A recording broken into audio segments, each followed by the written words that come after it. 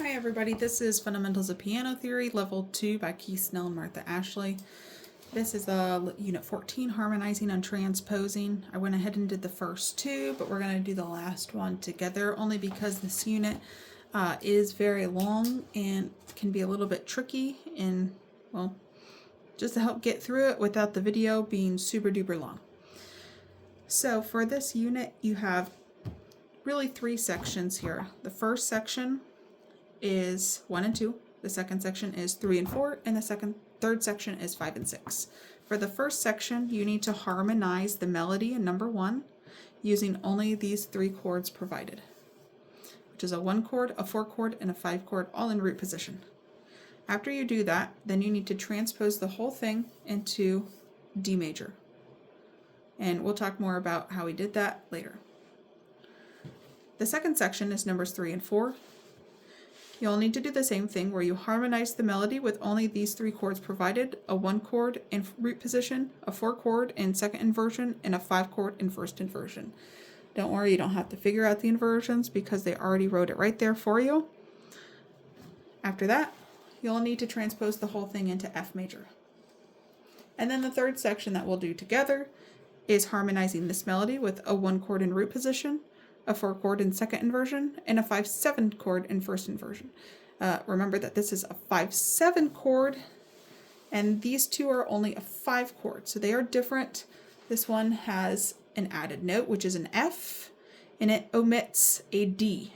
Omits means takes out, so this chord does not have a D in it. It can, but they took it out.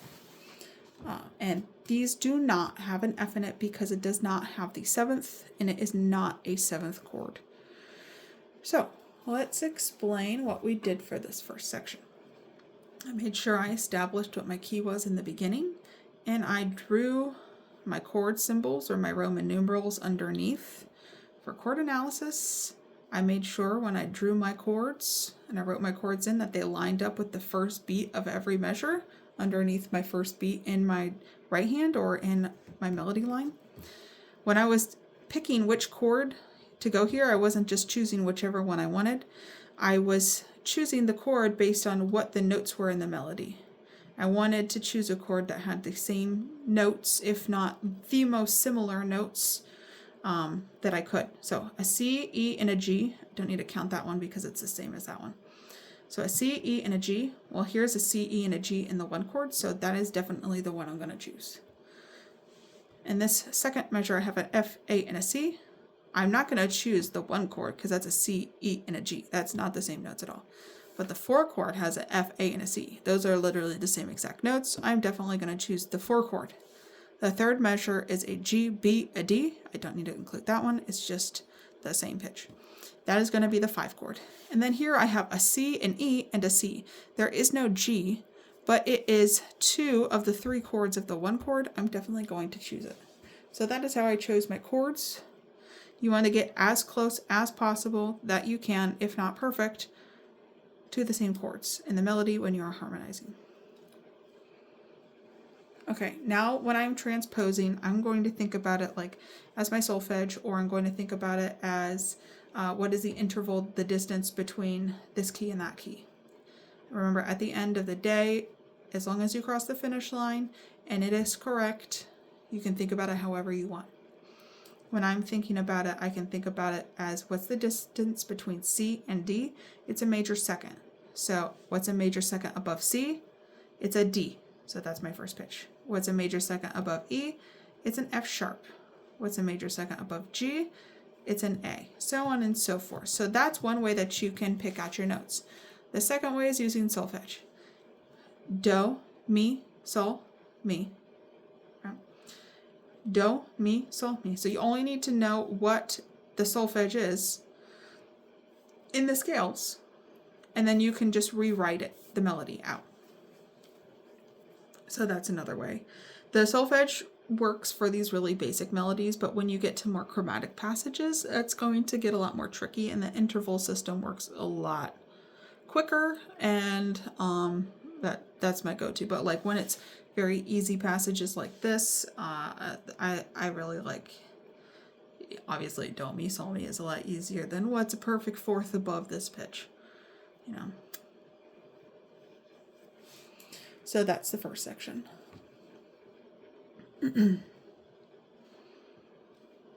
So my second section, I harmonized this melody the same exact way. The only big difference now is that I had 2 inversions I had to account for. It really didn't make a difference though because they wrote it out for me. I just had to make sure that I remembered to write in the inversions. At this point, you haven't learned how to draw or what the inversion symbols were for these chords, so we're not going to worry about that. I have a 1 chord first because we have a G, an E, and a C, and those are just the same pitches that I have in a 1 chord. An A and an F, those are the only 2 pitches that match 4 chord, so that's definitely going to be the choice for this measure. A G, an F, and a D. The G and the D match my 5 chord, and the F is actually a part of a 5/7 chord. It is in a 4 chord, but that's the only pitch that matches that. If you did know what notes were in a 5/7 chord, you would know that this would be the best match for that. And then a 1 chord, E and a C matches the 1 chord. When I transpose it to the key of F, I didn't say this for the last example, but I do write out all of my chords first. So before I do anything, I just go and I write out all of my chords in my left hand first, and then I go and I write out the melody.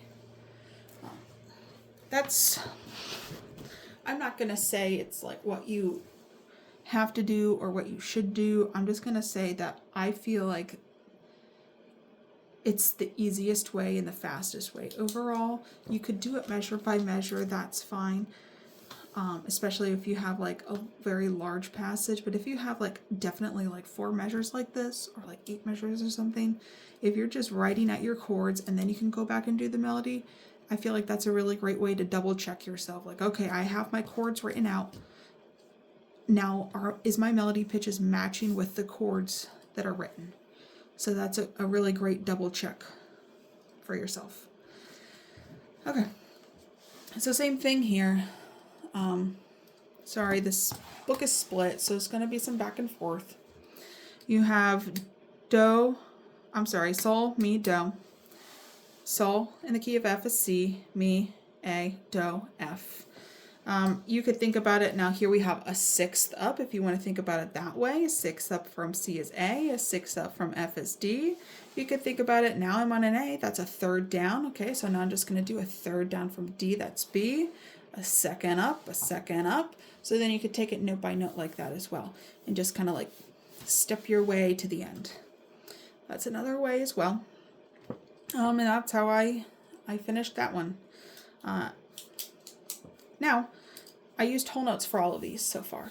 For this last one, they don't want you to use whole notes. They want you to use a quarter note with staccato, and then an 1/8 rest. A quarter note with staccato and an 1/8 rest, because we're in 6/8 time. And in 6/8 time, the 8th note receives the beat, so that's 1, 2, 3, 4, 5, 6. 1, 2, rest, 4, 5, rest. 1, 2, rest, 4, 5, rest.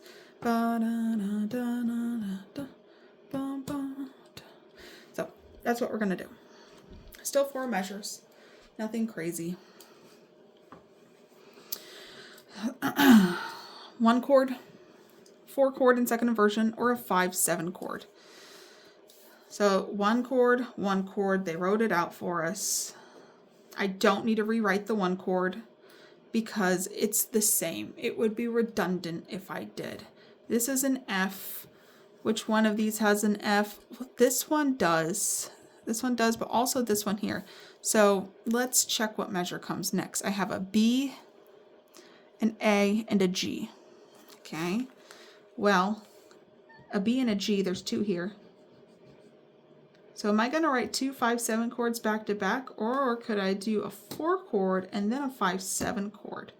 I feel like that would be better. Give it some flair, some difference. So I'm going to write a 4 chord and then a 5/7 chord and then a C. Okay, well there's a C and a 5/7 chord. I'm sorry, not a 5/7 chord. There's a C and a 4 chord. Should we end on a 4 chord, or should we end on a 1 chord? We should definitely end on a 1 chord. That would make it sound a lot more conclusive. Now we need to go back and write these in. Remember, we're using quarter notes and 1/8 notes. So we have our 4 chords in second version.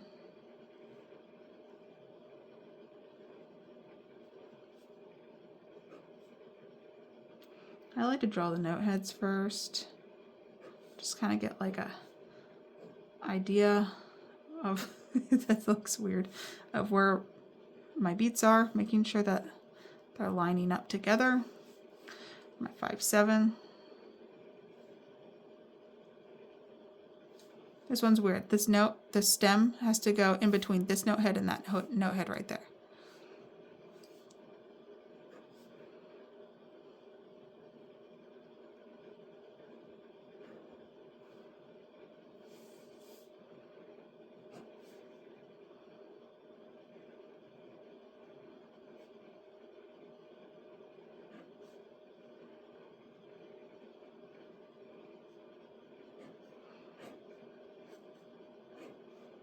Just tedious work, but it's necessary. So I think I have them all lined up here. Pretty much. I mean, nothing's perfect. Now when you're reading it, all the beats fall right in line with each other. That's what we want. That's what we're aiming for. Okay, so we have now successfully harmonized the melody line. And this is why I did the first two, because this takes a long time. We're going to start with the bass line. I'm going to first write out my chords. It's in the key of G. We're going to start with a 1 chord, go to a 4 chord, a 5/7 chord, and back to a 1 chord in the key of G. Now here's the thing. Which octave do I want to write it in? I think I'm going to write it up.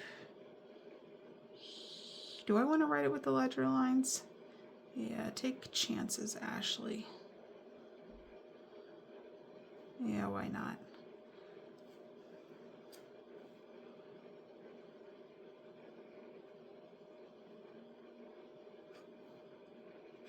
I feel like this is going to be very sloppy with these ledger lines. Okay, now my 4 chord.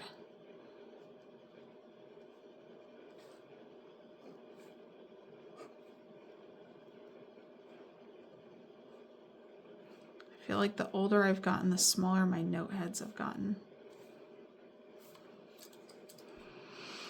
Okay, now my 5/7. I don't have to write in my sharp here for that F sharp because it is already in the key signature.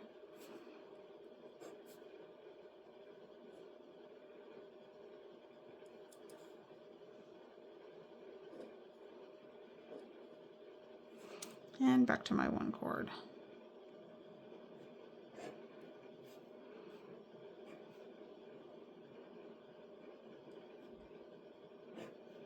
Okay, oops, nope, not okay. There we go, okay. So that's my left hand written out.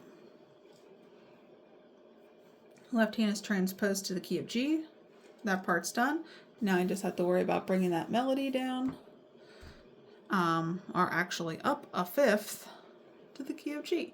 That's one way you can think about, okay, I gotta bring everything up a 5th. Everything up a 5th. Or you could say, oh, we're in the key of C. E is mi.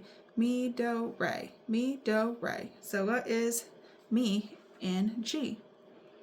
That is B. B, A, G, B, A, G. Okay, now we have to make sure that we write this slur marking in here. Okay. This is the 4th scale degree. What's the 4th scale degree in G? That's a C.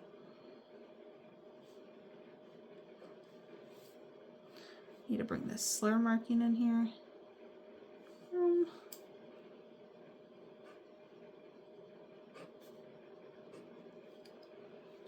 Staccato markings. This is not an 8th, no, that's an 8th rest. Okay. Next measure. This is the 7th scale degree in the key of C. What's the 7th scale degree in the key of G? It's F sharp. Going down by step, F sharp, E, D, back F sharp, E, D. I think the most stressful thing about this isn't the transposing, it's the penmanship part. Now, this is important. You need to end an octave higher than where you started. So this is where I started. I need to be right here.